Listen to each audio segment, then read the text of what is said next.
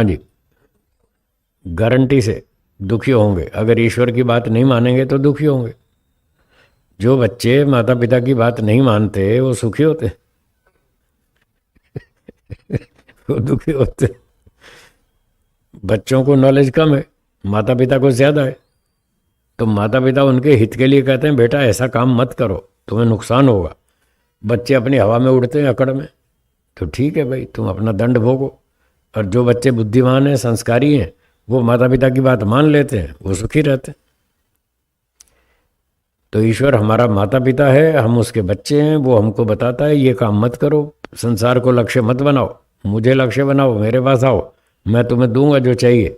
ये नहीं देगा, संसार आपको वो चीज़ नहीं देगा जो मैं दे सकता हूँ। इसलिए वो जो बुद्धिमान संस्कारी लोग होते हैं वो ईश्वर की बात मान लेते हैं और वो फटाफट चले जाते हैं ईश्वर की तरफ, वो खुश रहते हैं। और दूसरे आदमी जो संसार को लक्ष्य बनाते हैं वो दुखी रहते हैं। और जब तक उनमें अक्कड़ है, जब तक उनमें हठ है, तब तक वो संसार में अपनी मनमानी करते हैं, बदतमीजी करते हैं, मार खाते हैं। फिर मार खा खा के जब थक जाते हैं फिर कान पकड़ते हैं, नहीं नहीं मैंने गलती कर दी, अब मैं ठीक चलूँगा, अब मैं इधर चलूँगा, अब ईश्वर की बात मानूंगा। बस फिर वो मार खा के पटरी पे आएंगे।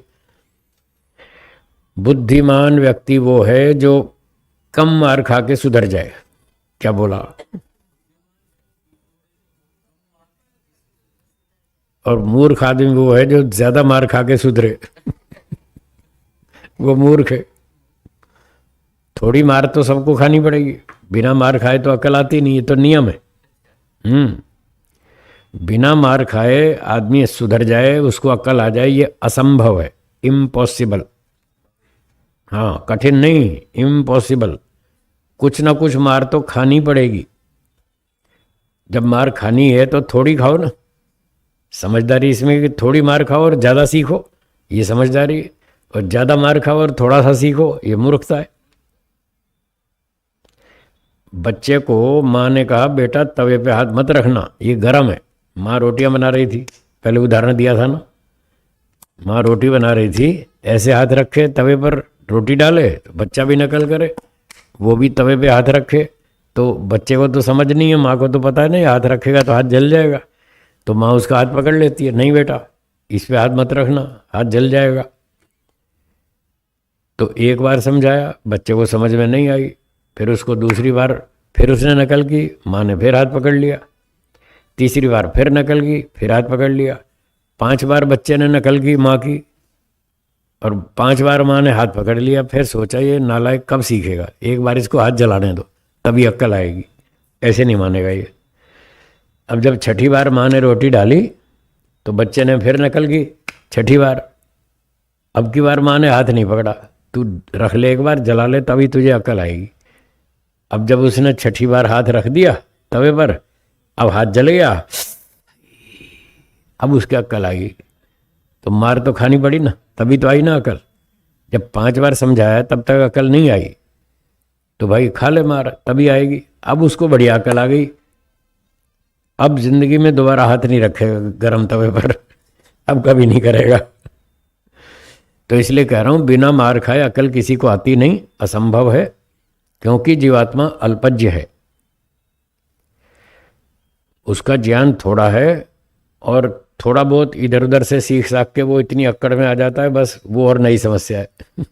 थोड़ा है नॉलेज कोई बात नहीं, थोड़ी मार खा के आदमी सीखता रहे तो भी ठीक है, पर वो थोड़ा सा सीख कर जब अक्कड़ में आ जाता है और बदतमीजी करता है, किसी को कुछ भी नहीं समझता, फिर ज़्यादा मार खाता है वो। बहुत देता है, रोज समझाता है, रोज समझाता है, बार बार सूचनाएं भेजता है। आप व्यायाम नहीं करते, आपके घुटने में दर्द चालू कर देगा। ईश्वर की सूचना आई है व्यायाम करो, ये ईश्वर की सूचना है कि व्यायाम करो, नहीं तो घुटने घुटने जकड़ जाएंगे, फिर हैं घुटने जकड़ जाएंगे, कंधे अकड़ जाएंगे, कमर टूट जाएगी। तो ईश्वर की सूचना आ रही है व्यायाम करो। अब जो ईश्वर की सूचना पर सावधान हो गया, उसने बहुत अवसर दिया, सावधान हो गया और व्यायाम शुरू कर दिया, तो वो ठीक रहेगा, वो आगे रोगी पड़ने से बच जाएगा। और इतनी सूचना देने के बाद भी आदमी नहीं सुधरता, तो ठीक है, फिर हाथ पैर उसके अकड़ जाएंगे। फिर शरीर जकड़ जाएगा, फिर रोएगा, फिर किसी को गठिया हुआ, किसी को कोई कोई किसी को कोई ना कोई समस्या पकड़ ली। भाई शंका लज्जा हर रोज पैदा करता है। भाई तुम चोरी मत करो, ये रिश्वत मत लो, खतरा है, आगे फंस जाओगे, पकड़े जाओगे, दंड मिलेगा, बदनामी होगी, जेल भी हो सकती है, पिटाई भी हो सकती है। कितनी अंदर से सूचना देता है मानसिक कार्यों के लिए और दूसरे कार्यों के लिए, वो अंदर से सूचना देता है, 24 घंटे देता है, हर रोज देता है। पर उसकी सूचना पकड़ने सुनने वाले लोग बहुत थोड़े हैं। जो पूर्व बुद्धिमान हैं, पूर्व संस्कारी हैं, बस वही समझते और वो गलतियों से बच जाते हैं। वो गलतियां नहीं करते और खुश रहते, मस्त रहते, फिर अच्छे अच्छे काम करते हैं। ईश्वर उनको अच्छे काम में फिर आनंद, उत्साह, निर्भयता, इस तरह की अनुभूतियां अंदर अंदर करता रहता है। ये सारी ईश्वर की सूचनाएं सत्यार्थ प्रकाश के 7वें चैप्टर में लिखा है, समुल्लास में 7वें में इतना साफ लिखा है कि ये जो भय शंका लज्जा है और अच्छे काम में जो आनंद उत्साह है, ये जीवात्मा की ओर से नहीं किंतु परमेश्वर की ओर से है। इतना साफ लिखा है, आत्मा की ओर से नहीं है, इतना निषेध भी किया, और परमेश्वर की ओर से इतना विधान भी किया। दोनों बातें क्लियर है। अब फिर भी अनाड़ी मूर्ख अड़ियल लोग, नहीं जी वो तो समाज के भय से है, फलाना है, ये है, फालतू के कुतर्क लगाते रहते हैं। ठीक है, जिसको लाभ लेना ले, नहीं लेना तो जाओ अपनी मर्जी करो, जो करना है।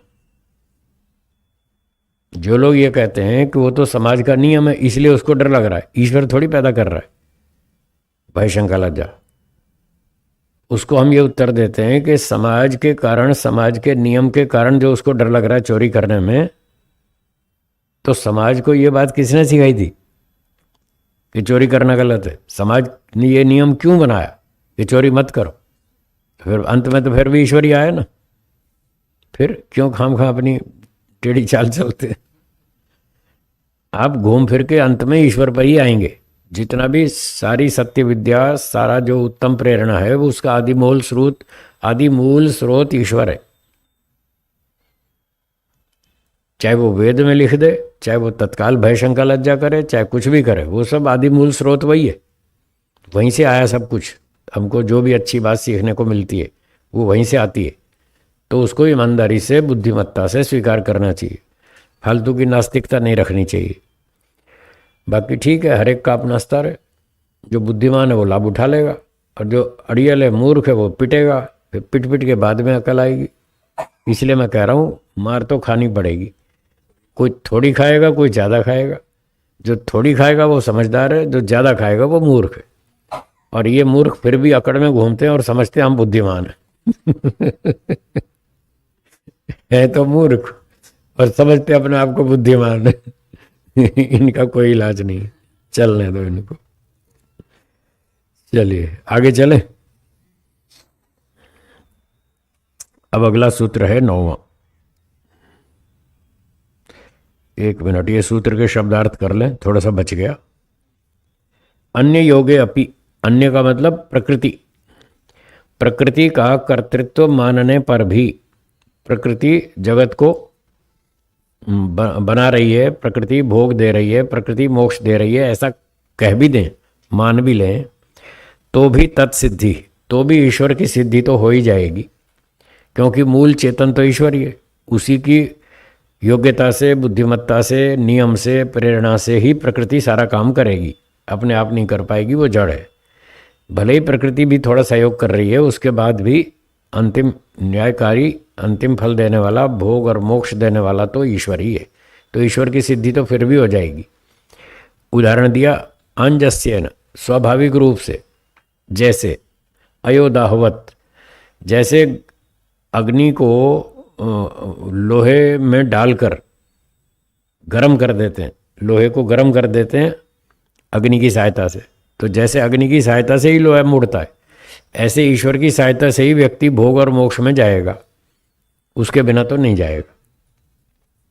तो ईश्वर को स्वीकार करना चाहिए।